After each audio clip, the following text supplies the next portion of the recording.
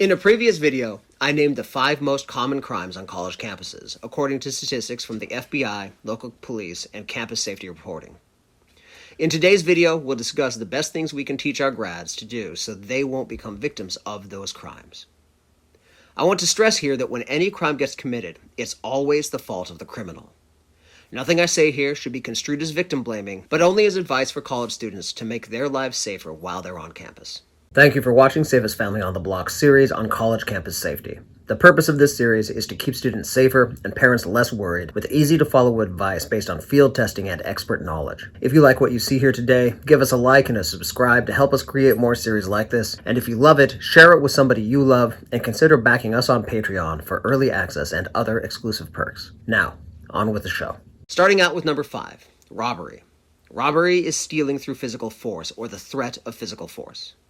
College students usually become victims of robbery when local criminals target them because they have college tuition-level money and the credit cards, phones, and laptops to match.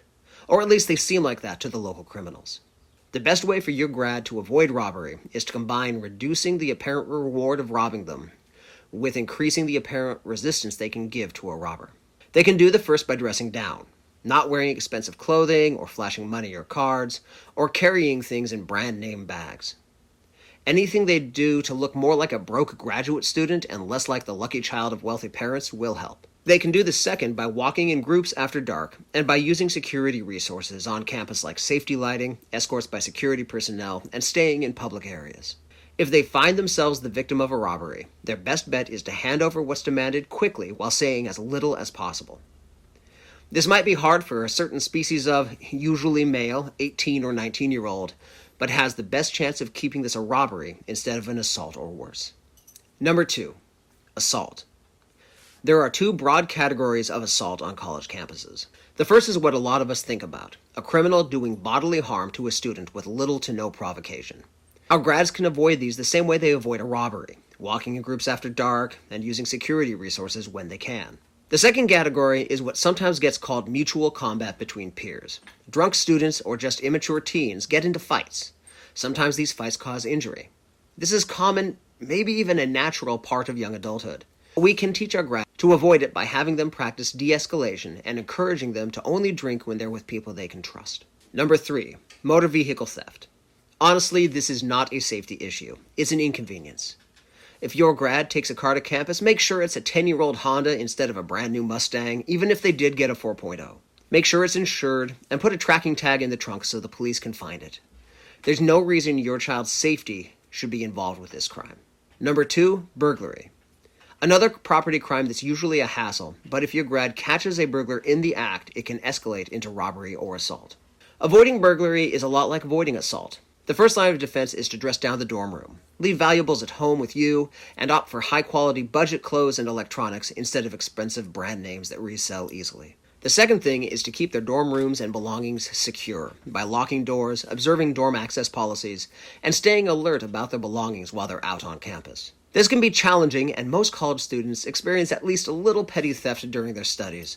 But a little care on both ends can keep things from becoming too traumatic or expensive. Before getting to number 1, folks who saw the previous video remember that our honorable mentions were school shootings and domestic abuse. Each are such complex topics that I'm doing a full video on them, but for now, just some top-level concepts. With school shootings, which I'll remind us all are extremely rare, the best advice for our grads is to stay alert in public and to leave immediately if anything seems wrong. This not only helps them in the unlikely incidents of a shooting, but also helps them leave other events like parties and demonstrations before they get out of hand. With domestic abuse, the best thing to teach our grads, wherever they fall on the gender spectrum, the 2 biggest red flags of domestic abusers. These are ignoring boundaries and trying to separate you from resources like friends and family. There's deep water here, but those 2 things can tell your grads that a potential partner is probably poison. More on both of those in other videos, I promise. But for now, before we talk about how to resist the most common crime on campus, please take a moment to like and subscribe. Leave a comment if I've forgotten something, or just to say hi.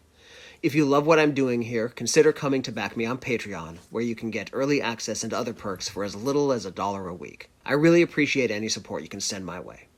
Okay then, how to avoid the most common crime on campus. Sexual assault. This is another deep topic because the category includes different kinds of crime. For the kind many people think of, a stranger attacking from the dark, the same thing that protects graduates from robbery and assault apply here. But keep in mind that this is far less likely than sexual assault from drugs like roofies, excessive inebriation, coercion, and emotional abuse. These happen at rates 3 times more often than other forms of sexual abuse and are profoundly underreported.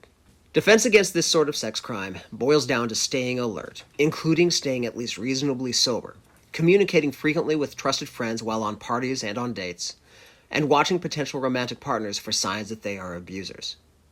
There's a lot more to get into here, so keep an eye out for a full video about this distressingly common on-campus crime. That's it for this video. How to best teach our graduates to avoid the most common crimes on campus.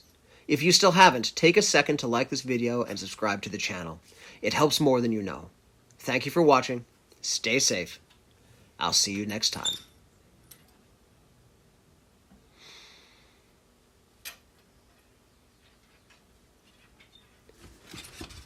If you hired a professional bodyguard team for your high school graduate, or if you're a government employee who qualified for Secret Service protection, some members of your protective detail would go to campus with a checklist. They'd scope out the dorm and surrounding area. That checklist would lead them through a point-by-point security and safety sweep to ensure your child was as safe as possible. Most of us don't have the money to hire a professional bodyguard. And if we qualify for that level of protection, you wouldn't be watching this video. But you can use the same basic approach to help assess the safety of your graduate's dorm room, and to make any improvements that plan suggests the site and staff need. In this video, I'm not sharing the same checklist the Secret Service uses. They keep that classified, and your graduate doesn't face the same security threats. But it is based on checklists used by professional bodyguards and bodyguard companies. With it, you can run the same kind of safety and security sweep on a scale that's more appropriate for the needs of a more average family like ours. Stay tuned all the way to the end, please. I have a special offer you want to hear about. But first,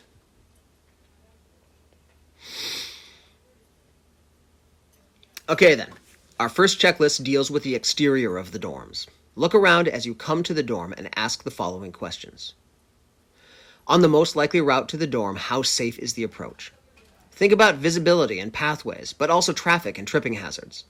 Look at the approach you're taking from where you parked the family car, and from the main parts of campus, and also from where an Uber or other ride is likely to drop them off. Next, count the blind corners as you approach the dorm. Look for ways to increase visibility on approach, and make sure your graduate knows where they are. Also, if possible, come at night and check how good the lighting is on all the approaches you found. And if you can't come at night, make your best estimate based on the light poles and fixtures that you can see. The next step is to identify the locations of any emergency call boxes or other security resources on the approach to the dorms, and to do the same for AED stations and emergency equipment. Next, find where cameras are placed, especially at the entry to the dorm, and then find out how access to the dorm is managed. Is this a simple key lock with no personnel, a managed ID check, swipe cards? Whatever the access is, also find out how well and often is that protocol observed. Now at this point, you've gotten through the security entry. Security, and you're now inside the dorm. This next checklist takes you from the front door to your graduate's dorm room entry. Most of these questions you can answer through observation, and anything else, ask somebody in authority there.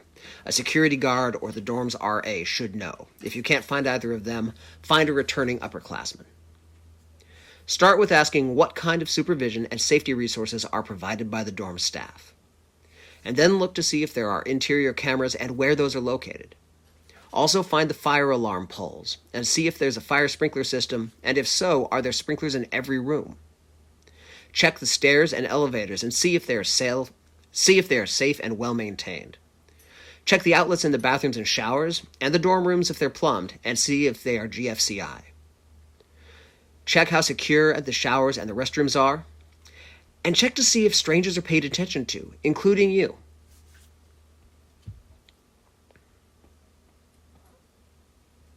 Some dorms pay attention to new people on the floor, while others are kind of porous when it comes to visitors. Your final set of questions have to do with the dorm room itself. Again, you'll be able to check most of these on your own, and any remaining questions, check with the dorm staff and returning students. First, is the door lock in concrete or wood? And if wood, how long are the hasp screws? Is there a deadbolt or other high security lock, or just the simple spring lock on the door? And are there peepholes on the doors? Check the window locks to see if they function. See, is there a place to secure belongings inside the room? And look to see where is the nearest smoke detector.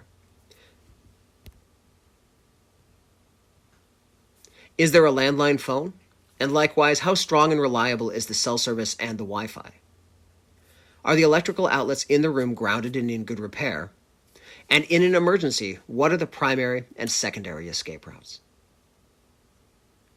Now, I know I said that was the last checklist, but there's a final list of considerations. These are more specific or advanced, so investigate only the ones you think are appropriate to the needs of your graduate. If the dorm room's above ground level, is evacuation through the window reasonably safe? If not, what size fire ladder would fit the window? If your child has a special medical condition, can the facility manage their needs? If your family is part of a targeted group, such as from their nationality, religion, or sexual or gender identity, are there safety protocols in place to protect them? In a serious emergency, how would your child get home? And if coming home isn't feasible, where is the nearest safe place for them to shelter? What is the average response time for local emergency responders? Where is the nearest hospital? And if the college is in a smaller town, find out if it's a level 1 trauma center. If not, find out where that is and what the transportation protocols are. Finally, identify the most common natural catastrophes in the region and find out what are the dorm's protocols when those happen. Well, there you have it, a list of questions you can ask to help make your grad's time in the dorm safer and more secure. I promise a special offer, so here it is. Just email me, and you can get this checklist along with a pile of other college safety resources for you and your graduate. You'll find the address in the notes.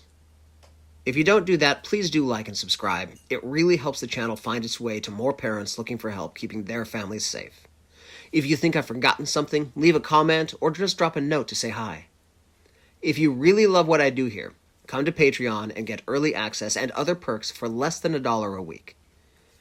Thank you everybody for watching today. Stay safe. I'll see you next time.